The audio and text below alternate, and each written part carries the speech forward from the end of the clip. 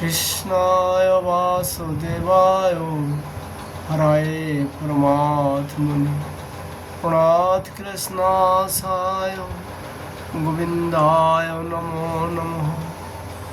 नमो पंकजनाभय नमो पंकजमालिने नमो पंकजमित्राय नमस्ते पंकजमुराये।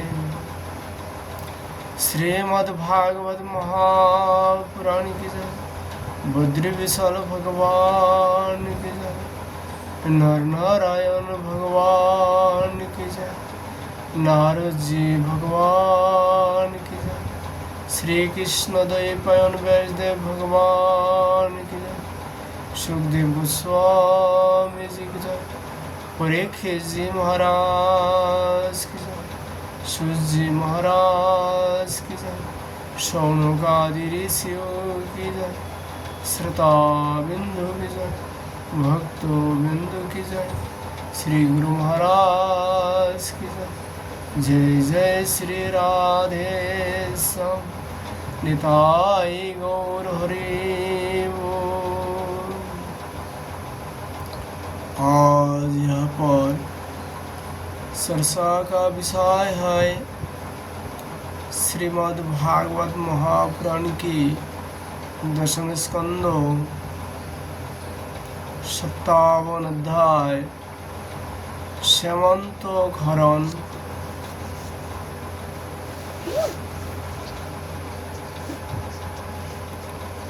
शतधन्वा का उद्धार और अक्रूर जी को फिर से द्वारका में बुलाना। श्री शुक उवाच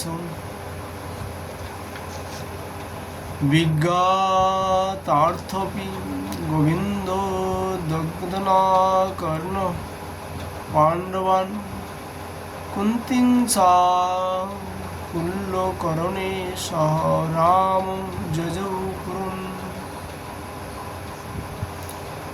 श्री सुखदेव गोस्वामी जी कहते हैं, परीक्षित, यद्यपि भगवान श्री कृष्ण को इस बात का पता था कि लाक्षागृहों की आग से पांडवों का बाल भी बांका नहीं हुआ है, तथापि जब उन्होंने सुना कि कुंती और पांडव जल मरे, तब उस समय का कुल परम रुचित व्यवहार करने के लिए वे बलराम जी को साथ हस्तिनापुर गए। वहां जाकर भीष्म पितामह, कृपाचार्य, विदुर, गांधारी और द्रोणाचार्य से मिलकर उनकी साथ संवेदना सहानुभूति प्रकट की और उन लोगों से कहने लगे, हाय हाय, यह तो बड़े ही दुख की बात है।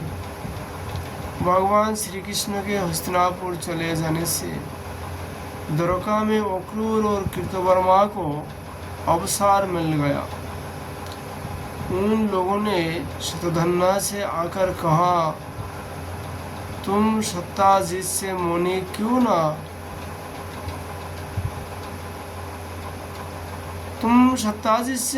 क्यों नहीं सुन लेते। सत्ताजीत ने अपनी श्रेष्ठा कन्या सत्यभामा का विवाह हमसे करने का वचन दिया था और अब उसने हम लोगों का तिरस्कार करके उसे श्री कृष्ण को साथ ब्याह दिया है। अब सत्ताजीत भी अपने भाई प्रसून की तरह क्यों न जमपुरी में जाए।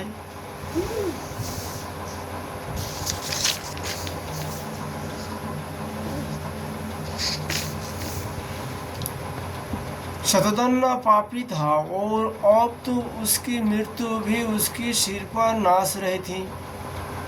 अक्रूर और कृतवर्मा के इस प्रकार बहकाने पर शतधन्वा उनकी बात में आ गया और उस महादुष्ट ने लोभवश सोए हुए सत्ताजीत को मार डाला।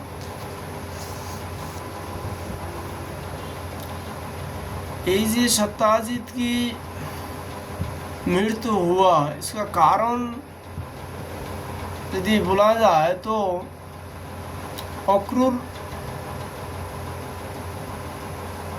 है। क्यों? अक्रूर ने उकसाया है ये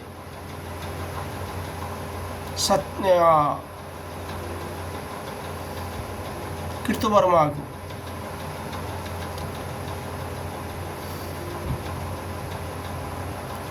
किंतु ये अक्रूर जब भगवान श्री कृष्ण को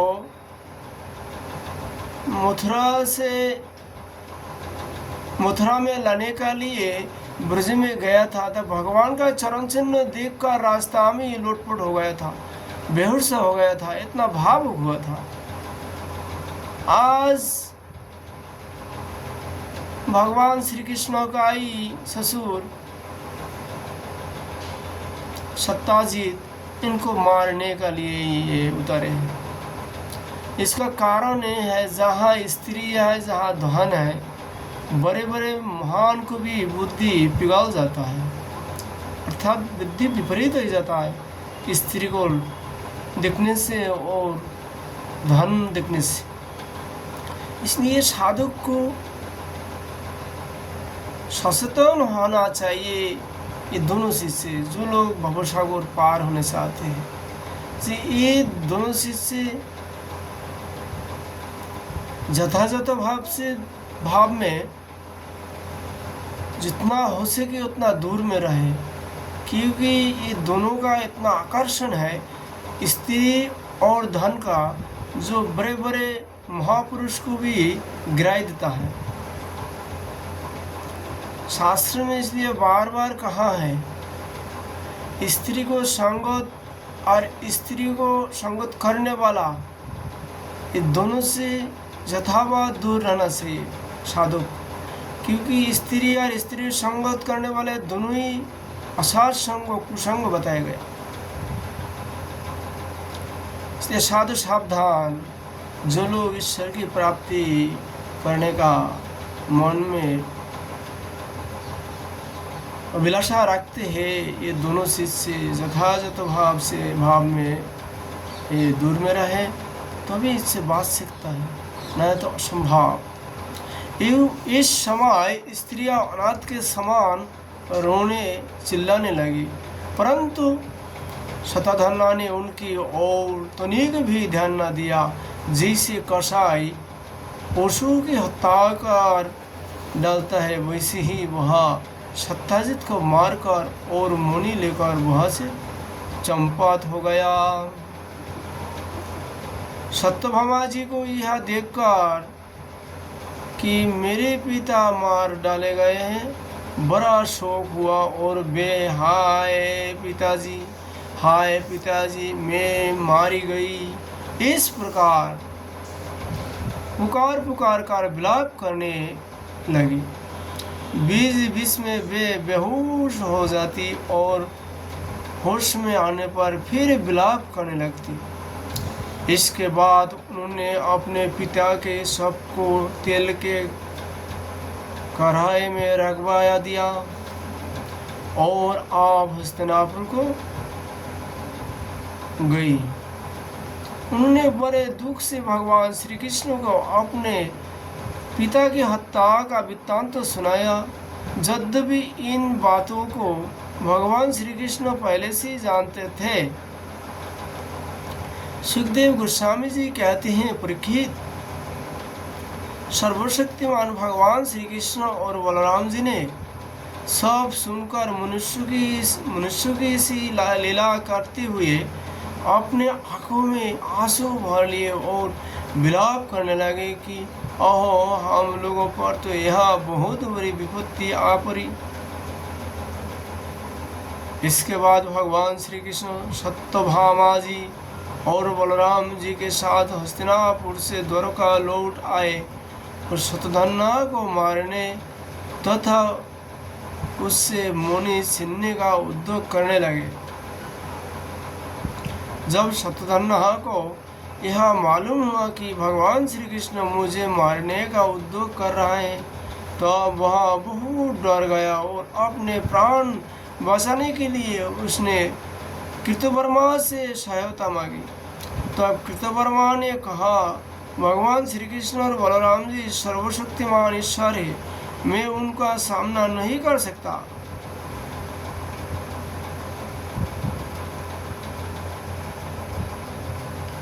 भला वैसा कौन है जो उनके साथ वीर वध कर इस लोक और परलोक में सकुशल रह सके। तुम जानते हो कि कंस उन्होंने देश करने के कारण राज्यलक्ष्मी को खो बैठा और अपने अनुयायियों को साथ मारा गया। जरासंध जैसे शूरवीर को भी उनके सामने 17 बार मैदान में हराकर बिना रथ के ही अपने राजधानी में लौट जाना पड़ा था। जब कृतवर्मा ने वैसे इस प्रकार टाका सा जवाब दे दिया, तब शतधन्वा ने सहायता के लिए अक्रूर से प्रार्थना की। उन्होंने कहा, भाई ऐसा कौन है जो सर्वशक्तिमान भगवान का बल पुरुष जानकर भी उनसे वीर विरोध ठाने, जो भगवान खेल खेल में ही इस विश्व की रचना रखा और संहार करते हैं, तथा जो कब क्या करना चाहते हैं इस बात का माया से मोहित ब्रह्मा आदि विश्व विधाता भी नहीं समझ पाते। जिन्होंने 7 वर्ष की अवस्था में जब वे निरे बालक थे, एक हाथ से ही गिरिराज गोवर्धन को उखाड़ लिया, और जैसे नन्हे नन्हे बच्चे बरसाती छत्ते को उखाड़ कर हाथ में रख लेते हैं, वैसे ही खेल खेल में 7 दिन तक उसे उठाए रखा। मैं तो उन भगवान श्री कृष्ण को नमस्कार करता हूँ। अब इन्होंने बुद्धि दे दिया शतधन्वा को, तुम सत्ता जी को मार डालो। अभी डर का मारे ये मरो पीछे हट गए। इसलिए सावधान, कितना भी लोग बुद्धि आपको दे दे तो आपने विचार करना चाहिए। विपत्ति आने पर सारी दोस्ती टूट जाएगा, सारे मित्र हट जाएगा पीछे, आपका सामना आपका साथ कोई नहीं रहेगा। विपत्ति का समय कोई भी काम करे सावधानी पूर्वक और बार बार विचार करे। विपत्ति आने पर जो मित्र दिखाई पड़ रहा है, जो आज कुकर्मों करने के लिए मुझे सलाह दे रहा है, ये हमारे साथ नहीं रहेगा आगे चलकर। उनके कर्म अद्भुत है, वे अनंत अनादि एक राश और आत्मस्वरूप है। मैं उन्हें नमस्कार करता हूँ। जब इस प्रकार अक्रूर जी ने भी उसे पूरा जवाब दिया, तब शतधन्वा ने समांतक मणि उन्हीं के पास रख दी और आप 400 कोस लगातार चलने वाले घोड़े पर सवार होकर वहां से बड़ी फुर्ती से भागा। सुखदेव गोस्वामी जी कहते हैं, परीक्षित, भगवान श्री कृष्ण और बलराम दोनों भाई अपने उस रथ पर सवार हुए जिस पर गरुड़ चिन्हों से चिन्हित तो ध्वजा फहरा रही थी और बड़े वेग वाले घोड़े जुते हुए थे। अब उन्होंने अपने ससुर सत्ताजित को मारने वाले शतधन्वा का पीछा किया।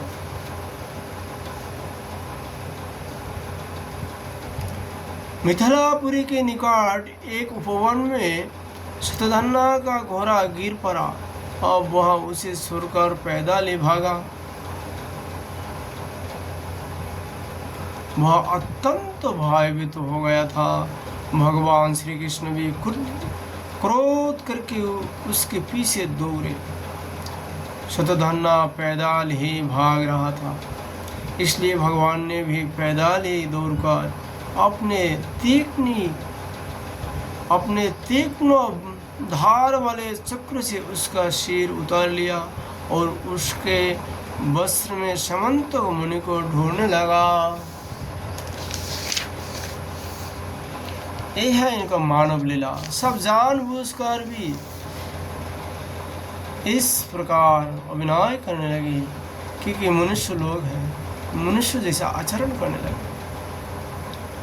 परंतु जब मुनि मिले नहीं तो भगवान श्री कृष्ण ने बड़े भाई बलराम जी के पास आकर कहा, हमने शतधन्वा को व्यर्थ ही मारा क्योंकि उसके पास समंतक मुनि तो है ही नहीं। बलराम जी ने कहा, इसमें संदेह नहीं कि शतधन्वा ने समंतक मुनि को किसी की पास रख दिया है। अब तुम द्वारका जाओ और उसका पता लगाओ। सर्वशक्तिमान, सर्वज्ञ, सर्व अंतर्यामी, सब जानबूझकर भी अभिनय करने लगे। मैं विदाहराज से मिलना चाहता हूँ क्योंकि वे मेरे बहुत ही प्रिय मित्र हैं। सुखदेव गोस्वामी जी कहते हैं, परीक्षित, यहाँ कहकर यदुवंश शिरोमणि बलराम जी मिथिला नगरी में चले गए। जहाँ मिथिला नरेश ने देखा कि पूजनीय बलराम जी महाराज पधारे हैं, तब उनका हृदय आनंद से भर गया। उन्होंने झटपट अपने आसन से उठकर अनेक सामग्रियों से उनकी पूजा की। इसके बाद भगवान बलराम जी कोई वर्षों तक मिथिलापुरी में ही रहे। महात्मा जनक ने बड़े प्रेम और सम्मान से उन्हें रखा। इसके बाद समय पर धृतराष्ट्र के पुत्र दुर्योधन ने बलराम जी से गदा युद्ध की शिक्षा ग्रहण की। अपने प्रिय सत्यभामा का प्रिय कार्य करके भगवान श्री कृष्ण द्वारका लौट आए और उनको यह समाचार सुना दिया कि शतधन्वा को मार डाला है, परंतु समंतक मुनि उसके पास न मिले। इसके बाद उन्होंने भाई बंधुओं को साथ अपने ससुर सत्ताजित की वे सब दैहिक क्रियाएं करवाई जिनसे मृत्यु प्राणियों का परलोक सुधारता है, अर्थात पिंडदान आदि कर्म कराया है। अक्रूर और कृतवर्मा ने शतधन्वा को सत्ताजित के वध के लिए उत्तेजित तो किया था। इसलिए जब उन्होंने सुना कि भगवान श्री कृष्ण ने शतधन्वा को मार डाला है, तब वे अत्यंत भयभीत होकर द्वारका से भाग खड़े हुए। सुखदेव गोस्वामी जी कहते हैं, परीक्षित, कुछ लोग ऐसा मानते हैं कि अक्रूर के द्वारका से चले जाने पर द्वारका वासियों को बहुत प्रकार की अनिष्ट और अरिष्टों का सामना करना पड़ा। दैविक और भौतिक निमित्त से बार बार वहाँ के नागरिक को शारीरिक और मानसिक कष्ट सहना पड़ा। परंतु जो लोग ऐसा कहते हैं वे पहले कही हुई बातों को भूल जाते हैं। भला यह भी कभी संभव है कि जिन भगवान श्री कृष्ण में समस्त ऋषि मुनि निवास करते हैं, उनके निवास स्थान द्वारका में उनके रहते हुए कोई उपद्रव खड़ा हो सकता है क्या? उस समय नगर के बड़े बुरे लोगों ने कहा, एक बार काशी नरेश के राज्य में वर्षा नहीं हो रही थी, सूखा पड़ गया था। तब उन्होंने अपने राज्य में आए हुए अक्रूर के पिता सफल अपनी पुत्री गांधारी ब्याह दी। तब उस प्रदेश में वर्षा हुई। अक्रूर भी सफल के ही पुत्र है और इनका प्रभाव भी वैसा ही है। इसलिए जहाँ जहाँ अक्रूर रहते हैं वहाँ खूब वर्षा होती है तथा किसी प्रकार का कष्ट और महामारी आदि उपद्रव नहीं होते। सुखदेव गोस्वामी जी कहते हैं, परीक्षित उन लोगों की बात सुनकर भगवान ने सोचा कि इस उपद्रव का यही कारण नहीं है। यह जानकर भी भगवान ने दूध भेजकर अक्रूर जी को ढुलवाया और आने पर उनसे बातचीत की। भगवान ने उनका खूब स्वागत सत्कार किया और मीठी मीठी प्रेम की बातें कहकर उनसे संभाषण किया।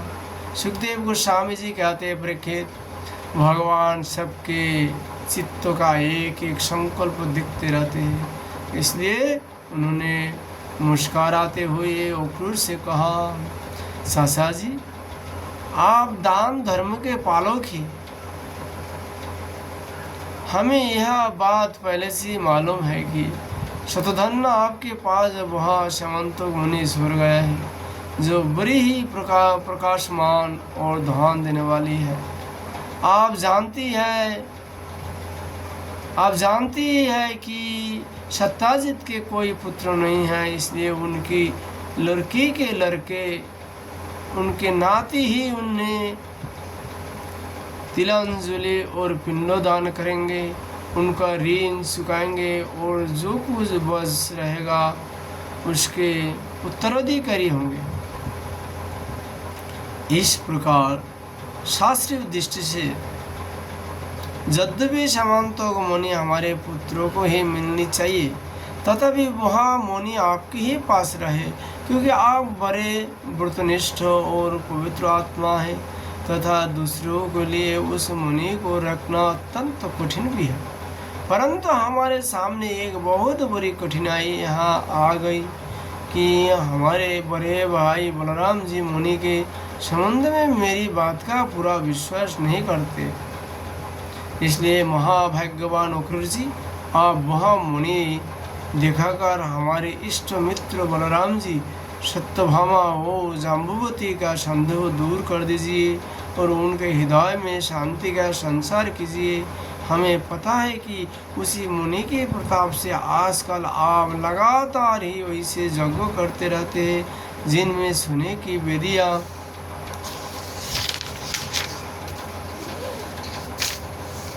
बनती है।